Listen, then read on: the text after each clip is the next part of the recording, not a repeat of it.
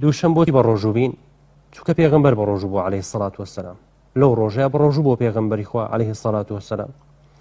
و بۆ خۆی فەرموویەتی لەو ڕۆژە من لەدایک بووم بۆیە پێم خۆشە بە ڕۆژوو بم شکری پەروەردگارم بکەم بۆیە ئاسایی ئینسانی ئیماندار بە ڕۆژوو بێ دووشەمان و پێنجشەمان لەبەر خاتری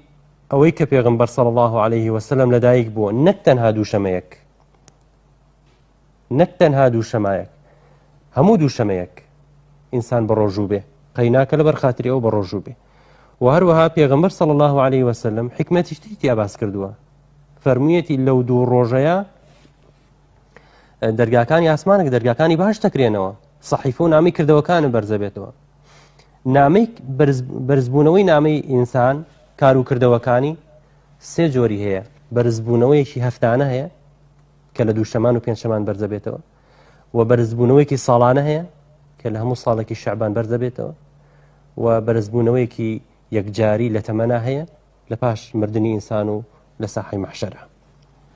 بۆ ئینسان بە ڕۆژوو بێ دووشەمان و پێنجشەمان چونکە سونەتی پێغەمبەری خوایە عليه الصلاة والسلام